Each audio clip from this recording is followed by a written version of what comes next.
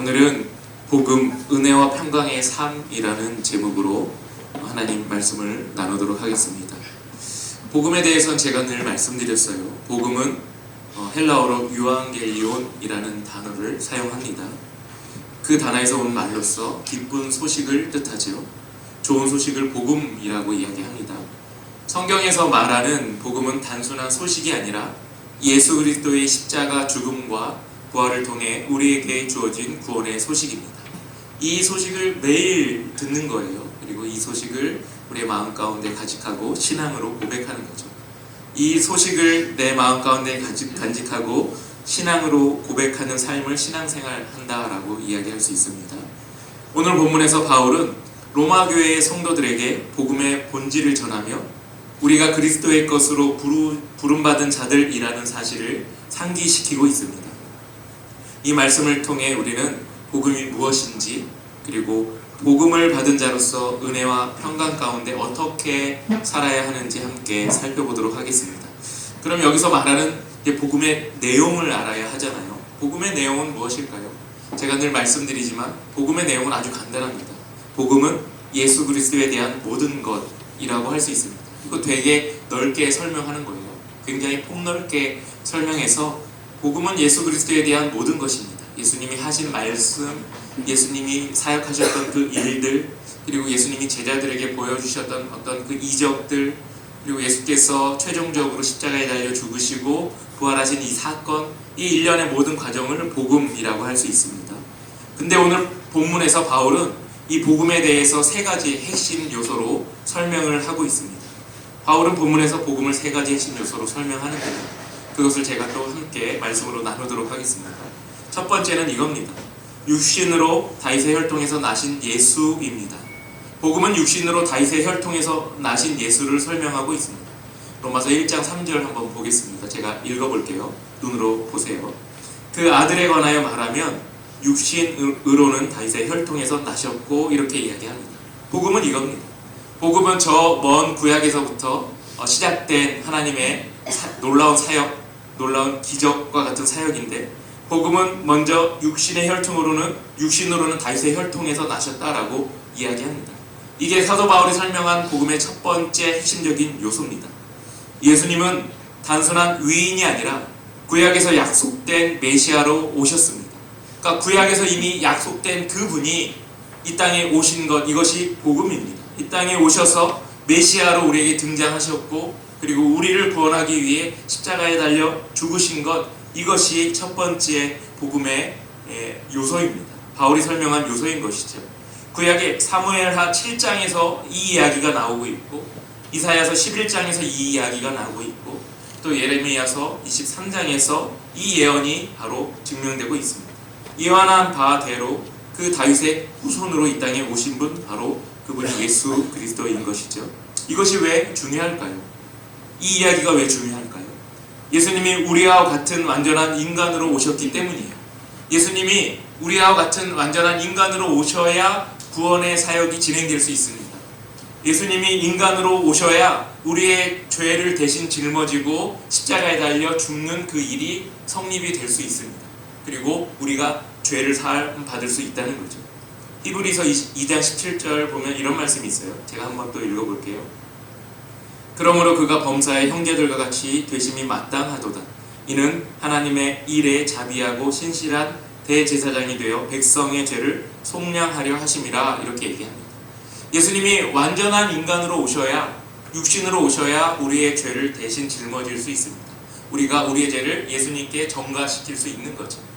그래야 우리의 구원이 성립될 수 있다라는 것이죠. 그래서 사도 바울이 첫 번째 설명한 핵심 요소 중에 하나는 이 땅에 예수님이 다윗의 혈통으로 인간으로 오셔야 한다는 것을 사도 바울이 설명하고 있습니다.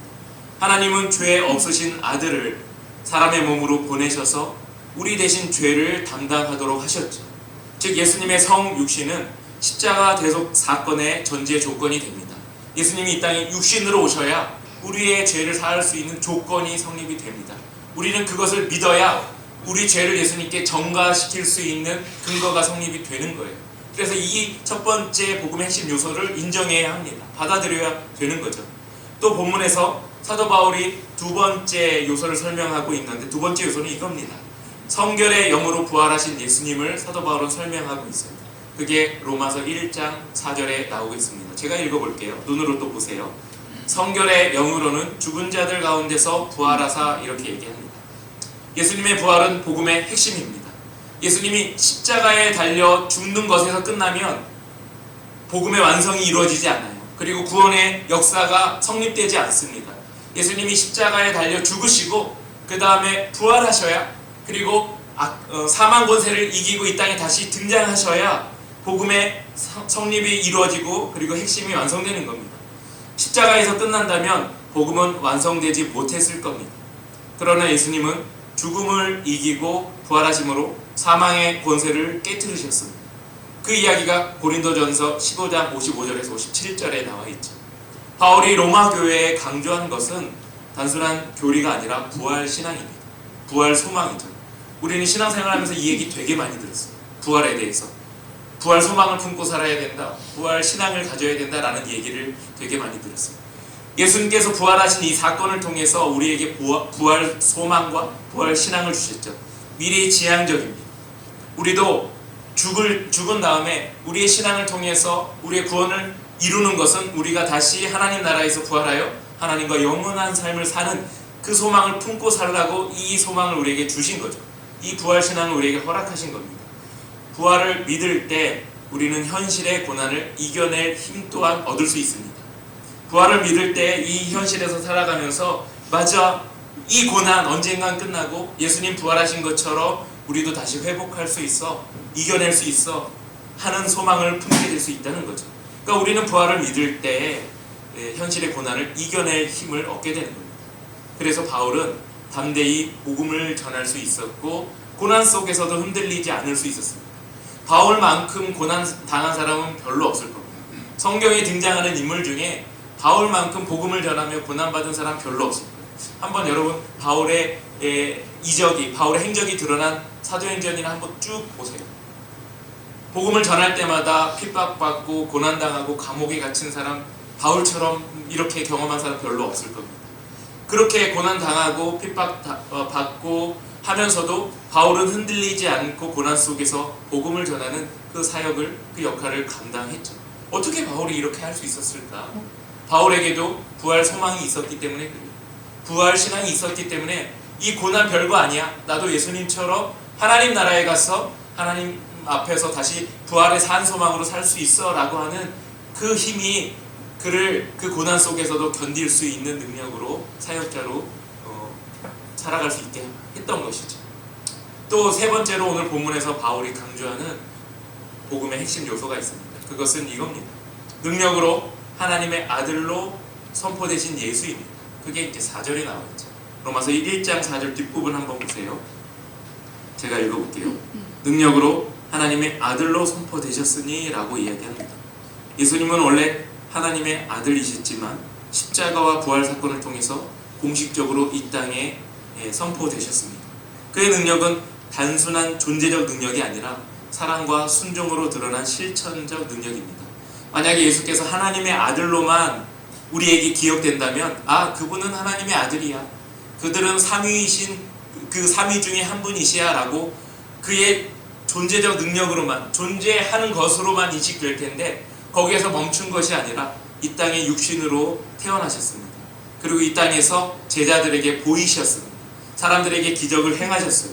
그리고 더 나아가 그 위대한 사건이 십자가의 죽음과 부활 사건으로 그분은 우리에게 보여주셨어요. 이게 존재적 능력으로 예수로만 등장하고 그리고 증명되는 것이 아니라 실천적인 존재로서, 실천적인 능력으로 우리에게 오신 거죠.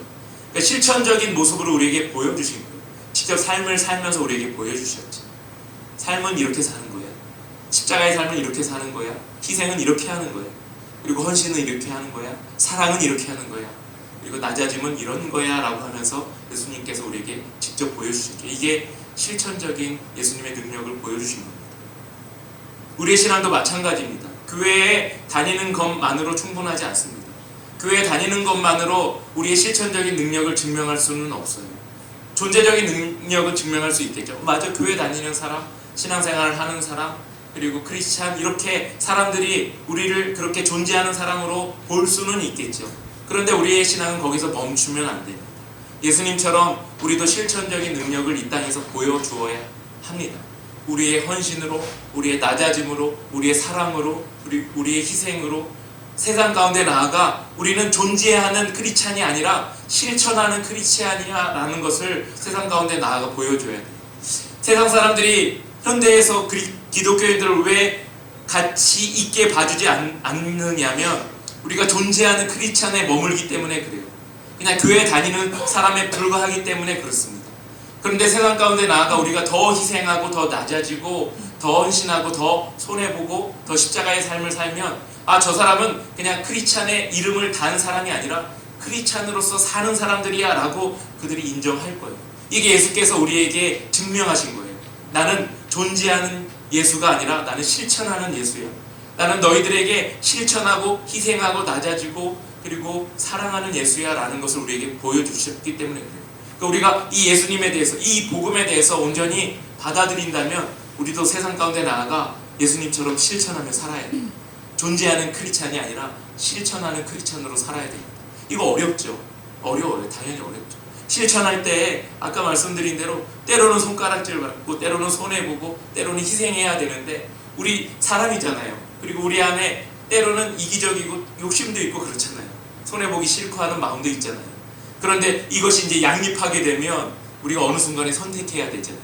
내가 손해보지 않을 것과 손해볼 것과 내가 희생하지 않을 것과 희생할 것을 선택해야 하는데 이제 우리는 이 선택 속에서 지향해야 할 바는 예수님처럼 실천하는 크리스찬을 지향해야 합니다. 예수님처럼 때로는 희생하고 때로는 손해보는 그 모습으로 살아가야 하는 거죠. 이게 예수님께서 사도 바울을 통해서 우리에게 가르치는 바입니다. 세 가지 핵심 요소 중에 하나, 크리스찬은 존재하는 것에 머물면 안 돼. 실천하는 것으로 나아가야 돼 라고 하는 겁니다. 이게 복음의 내용입니다. 제가 복음의 내용, 오늘 본문을 통해서 세 가지 이야기했습니다. 사도 바울이 전한 핵심적인 내용 세 가지를 전했어요. 자, 그러면 복음의 내용을 들었어요. 복음의 목적은 뭘까요? 복음의 목적은 로마서 1장 5절 한번 볼까요? 로마서 1장 5절 보세요. 제가 읽겠습니다. 눈으로 보세요.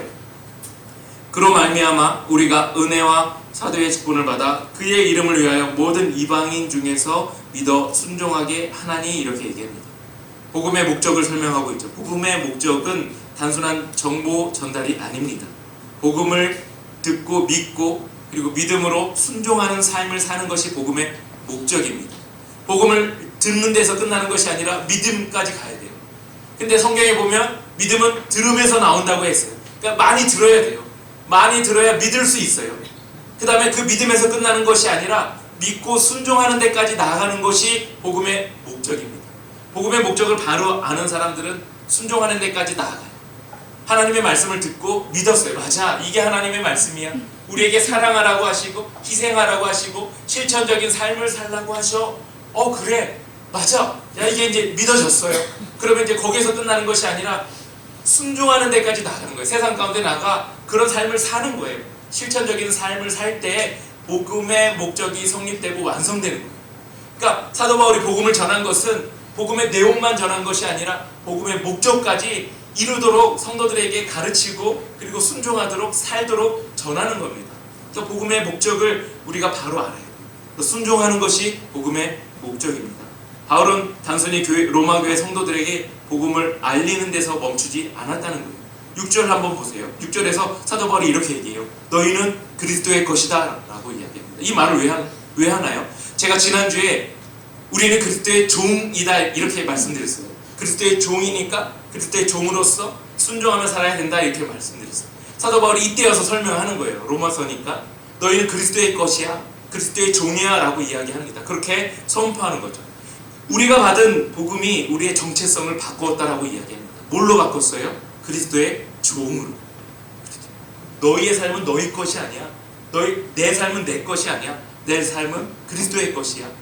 나는 그리스도의 종이야 라고 바꿨죠. 그러니까 복음을 듣기 이전에 우리의 정체성은 뭐였어요? 세상에 속한 자였죠. 그러니까 내 삶, 내가 사는 세상에 속한 자로 사는 삶이 우리의 복음 듣기 전에 우리의 정체성이었죠. 그런데 지금 우리의 정체성은 뭔가요? 그리스도의 것이죠. 그리스도의 종이죠. 복음을 들은 후에 그 들은 복음을 믿는 그리고 순종하는 사람들에게 있어서의 그들의 삶의 정체성은 그리스도의 것입니다. 그러니까 내 삶은 내 것이 아니라 그리스도의 것입니다. 내가 행복해도 그리스도의 것으로 행복한 겁니다. 내가 아파도 그리스도의 것으로 아픈 겁니다. 내가 조금 힘들어도 그리스도의 것으로 힘든 겁니다. 그러니까 이겨낼 수 있는 거예요. 버틸 수 있는 거예요. 그런데 이 지금의 정체성에서 머문 것이 아니라 우리의 미래의 정체성이 또 있어요. 그것은 무엇이냐면 은혜와 평강을 누리며 하나님 나라를 증거하는 자의 삶을 사는 거예요. 그러니까 나 그리스도의 것이야. 그러니까 여기서 끝나는 삶이 아니라 우리는 앞으로 어떤 삶을 살아야 하냐면 은혜와 평강의 삶을 누리며 하나님 나라를 증거하는 신앙으로 나가야 하는 겁니다. 이게 중요해요. 이게. 그러면 난 이제 그리스도의 것이니까 종으로만 그냥 종으로만 살아야 되나? 사도 바울이 그렇게 설명하고 있지 않아요? 야, 거기서 멈추면 안 돼. 거기서 끝나면 안 돼. 더 나가야 될 너희들의 삶이 있어. 그 삶이 무엇이냐면 은혜와 평강을 아는 삶. 더 나아가서 하나님의 나라를 증거하는 삶으로 살아야 돼 라고 사도 바울이 설명하고 있습니다. 그렇다면 여기서 말하는 은혜와 평강의 삶은 어떤 삶일까요? 여기서 말하는 정말 은혜와 평강의 삶을 우리가 알아야 그 삶을 살지 않겠어요? 그 삶을 우리가 같이 한번 볼게요. 로마서 1장 7절 한번 보세요. 제가 읽어보겠습니다. 하나님의 사랑하심을 받고 성도로 부르심을 받은 모든 자에게 하나님 우리 아버지와 주 예수 그리스도로부터 은혜와 평강이 있기를 원하노라 이렇게 얘기합니다. 복음의 핵심 내용, 목적을 다 전한 다음에 사도 바울이 성도들에게 이렇게 설명하고 있어요. 너희에게 그리스도로부터 나온 은혜와 평강의 삶이 있기를 원해 라고 이야기합니다. 바울은 복음을 받은 성도들에게 은혜와 평강의 삶을 살라고 권면하고 있습니다. 여기서 말하는 은혜와 평강의 삶을 우리가 한번 살펴보면 좋을 것 같아요. 은혜와 평강의 삶을 살기 위해서 먼저 우리는 은혜를 알아야 합니다. 은혜를 알고 기억해야 합니다. 은혜는 뭔가요? 은혜가 뭔가요? 은혜 한번 생각해 보신 적 있나요? 우리 찬양 부를 때도 모든 것이 은혜 이러면서 찬양 부른 적 많잖아요. 은혜는 값없이 주어진 하나님의 사랑입니다. 그걸 은혜라 그래요. 값없이 주어진 하나님의 사랑을 은혜라고 합니다. 에베소서 2장 8절 9절 이런 말씀이 있어요. 그 말씀에 이렇게 있어요. 너희는 그 은혜에 의하여 믿음으로 말미암아 구원을 받았으니 이것은 너희에게서 난 것이 아니요 하나님의 선물이라. 행위에서 난 것이 아니니 이는 누구든지 자랑하지 못하게 합니다. 은혜 받은 것은 다 하나님께서 선물로 주신 것이기 때문에 자랑할 것이 하나도 없다는 거예요. 자랑할 수 있는 너희들의 근거가 없다라고 말씀은 이야기하고 있습니다. 우리가 무엇을 하나님께 드려서 그 대가로 그 보상으로 받은 것이 은혜가 아니라 하나님께서 우리를 너무나도 사랑하셔서 우리에게 일방적으로 주신 것이 은혜라는 거예요. 우리에게 너무나도 사랑하셔서 그 사랑의 대가로, 사랑의 표현으로, 사랑의 선물로 일방적으로 주신 것이 은혜라는 거예요. 우리가 오늘 이 자리에 있어 예배하는 것 자체가 은혜입니다. 여러분, 이 자리에 나오기 위해서는 여러분 시간을 할애해야 하잖아요. 내 시간을 빼놓고 이 자리에 나와야 되잖아요. 그게 은혜예요. 그게 내가 내 시간을 손해보거나 하나님께 드려서 나온 게 아니라 하나님께서 이 자리에 나올 수 있도록 여러분에게 은혜를 베푸신 겁니다. 죄로 인해 죽을 수밖에 없던 우리를 구원하신 것도 하나님의 은혜입니다. 죄로 인해 죽을 수밖에 없는 존재가 우리인데 우리가 무언가 하나님께 드려서 하나님 내가 이거 드릴 테니까 우리를 구원해 주세요. 그래 내가 너에게 이거 받고 구원해 줄게 라고 해서 우리를 구원하신 것이 아니라 그저 값없이 우리를 사랑하셔서 우리를 구원하신 겁니다. 그게 은혜입니다. 함께 신앙 공동체를 이루고 사랑하며 사는 것도 은혜입니다. 옆 사람을 옆에 앉히고 그리고 함께 예배하고 그리고 함께 공동체로 맺어준 것도 하나님의 은혜예요. 그러니까 옆에 있는 지체는 내가 이 사람 어디서 찾아서 불러내 옆자리에 노력해서 앉힌 것이 아니라 하나님께서 은혜를 베풀어서 옆자리에 앉혀주신 거예요. 한번 옆 사람 얼굴 보세요. 그 사람 그냥 거저 하나님께서 옆 사람을 사랑해서 앉혀주신 거라니까요. 이게 은혜예요. 그 은혜로 앉은 이 사람 얼마나 소중한 존재가 되겠습니까? 여기에서 멈출까요? 아니에요. 여러분 지금 함께 살고 있는 배우자 여러분이 대단한 노력을 통해서 얻은 건가요? 그렇지 않아요. 하나님께서 은혜로 붙여주신 거예요. 여러분의 자녀, 여러분이 데이터를 AI에 입력하듯이 딱딱딱 입력해서 뽑아내서 얻은 대상이 그 자녀일까요? 아니에요. 하나님께서 여러분이 은혜를 다 베푸신 거예요. 여러분이 일하는 직장, 그리고 여러분이 만나고 있는 사람들, 여러분의 갖고 있는 그 건강, 그리고 여러분이 벌고 있는 그 수입들 다 하나님의 은혜입니다. 이건 내가 하나님께 뭔가 드려서 보상받은 것이 아니라 하나님께서 값없이 주신, 나에게 주신 하나님의 사랑인 것이죠. 그러므로 은혜를 잊으면 안 됩니다. 근데 은혜를 잊으면 뭐가 생기냐면요, 은혜를 잊으면 불평이 생깁니다. 은혜를 잊으면 불평이 생깁니다. 하나님께서 나를 이렇게 빚으셨어요. 169의 키를 가진 남자로 저를 빚으셨어요. 근데 170, 180을 보면서 불평이 생겨요. 야, 너 키 그만큼 내가 너에게 필요해서 만들어준 내 은혜야. 하나님, 저는 이거 마음에 안 드는데. 저는 180 넘었으면은 제가 얼마나 더 멋진 사람이 됐을까요? 불평하면서 키만 생각하면 맨날 불평이에요. 근데 사실은 이거 그만큼 만들어주신 건 다 하나님의 은혜죠. 더 작게 만들 수도 있었는데 하나님 그만큼 만들어주신. 이걸 잊으면 이제 불평이 생겨요. 수입, 옆에 있는 사람, 함께 살고 있는 사람, 내 아이들, 내 자녀들, 내 건강. 만약에 불평이 생긴다면, 이 은혜를 잊으면 그때부터 이제 불평이 생깁니다. 그러면 불평이 생기면 이제 뭐가 없어져요? 은혜를 잊게 되고 감사가 없어져요. 그래서 입에 늘 감사를 달고 사는 사람들이 있는 반면에 입에 늘 불평을 달고 사는 사람들이 있어요. 그러면 이제 우리가 금방 판별할 수 있어요. 입에 늘 불평을 달고 사는 사람들은 은혜를 잊은 사람들이에요. 이제 하나님이 주신 것에 대해서 더 이상 이게 하나님이 주신 게 아니라 내가 대가로 하나님께 드리고 받은 거야 라고 생각하는 사람일 가능성이 크다는 거죠. 그러니까 은혜를 잊으면 안 됩니다. 하루를 살아도, 하루를 숨쉬어도 이것이 다 하나님의 은혜인 것을 잊으면 안 돼요. 그 다음에 이제 불평으로 나가기 때문에 은혜를 절대 잊으면 안 됩니다. 다음으로 우리는 평강을 누리는 삶을 살아야 합니다. 제가 이야기 하나 들려드릴게요. 어느 미술관에 평안이라는 주제로 그림대회가 열렸습니다. 수많은 화가들이 참여했어요. 대부분의 그림은 평안이라는 주제이기 때문에 이런 그림을 제출했어요. 푸른 하늘을 그렸어요. 딱 누가 봐도 푸른 하늘을 보면서 야, 평안하다, 좋다, 행복하다 이런 느낌이 드는 그림을 제출했어요. 또 어떤 사람은 잔잔한 호수를 제출했어요.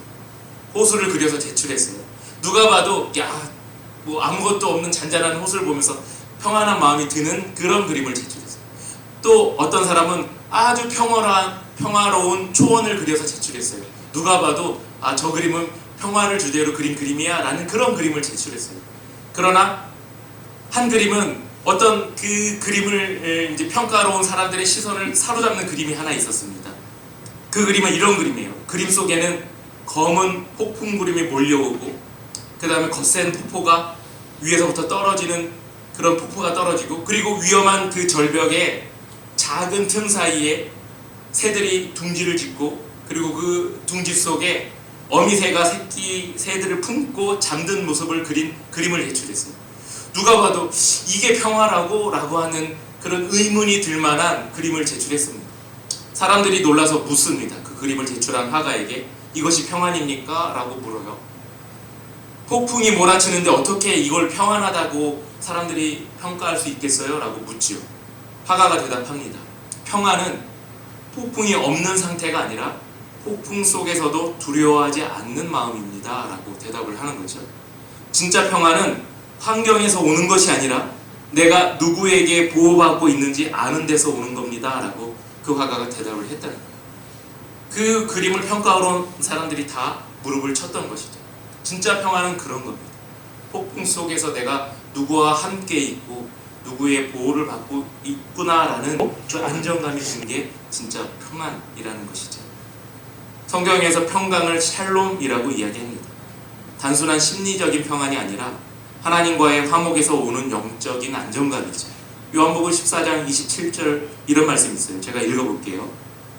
평안을 너에게 끼치노니 곧 나의 평안을 너에게 주노라. 내가 너에게 주는 것은 세상이 주는 것과 같지 아니하니라. 너희는 마음에 근심하지도 말고 두려워하지도 말라. 이렇게 얘기합니다. 그렇다면 평강을 누리려면 어떻게 해야 할까? 그것은 은혜를 기억해야 하는 겁니다. 평강을 누리기 위해서는 은혜를 기억하는 삶을 살아야 합니다. 내게 은혜 주신 분이 하나님이시구나 라는 것을 날마다 상기해야 하는 거죠. 불평은 은혜를 잊은 데서 시작되고 불평이 사라질 때 평강이 임합니다. 가족에 대한 불만, 직장에 대한 불만, 건강에 대한 불만, 관계에 대한 불만, 이 모든 불만은 은혜를 잊게 만듭니다. 은혜를 잊을 때 생기기 시작하죠. 여러분, 내게 주신 모든 것이 하나님의 은혜인 것을 잊지 마시기 바랍니다. 내게 주신 모든 상황이 하나님께서 허락하신 은혜인 것을 잊지 마시기 바랍니다. 내게 주신 모든 물질, 내게 주신 모든 건강, 내게 주신 모든 사람, 내게 주신 모든 것들이 다 하나님의 은혜인 것을 날마다 고백하는 여러분이 되시기를 바랍니다. 그럴 때 마음의 평강이 회복됩니다. 사랑하는 동대문 교회 성도 여러분, 복음을 아는 삶에서 복음을 사는 삶으로 바꾸시기 바랍니다. 복음은 단순한 지식이 아니에요. 복음은 예수 그리스도의 십자가와 부활을 통해 우리에게 주신 하나님의 능력이고 우리의 정체성을 새롭게 하는 생명의 소식입니다. 오늘 말씀을 통해 우리는 세 가지를 기억하면 좋을 것 같아요. 복음의 내용이에요. 예수 그리스도의 성육신, 십자가, 부활, 그리고 능력을 기억하는 여러분들 되기를 바랍니다. 두 번째는 복음의 목적이죠.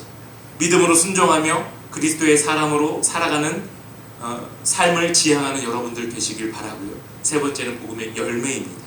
은혜를 기억하고 평강을 누리는 삶을 사시는 여러분의 신앙이 되기를 바랍니다. 알고만 있는 신앙을 넘어서서 살아내는 신앙으로 여러분 나아가야 합니다. 주님 주신 은혜와 평강 가운데 여러분 그리스도의 것으로 날마다 살아가는 여러분의 삶이 되기를 간절히 소망하고 축복합니다.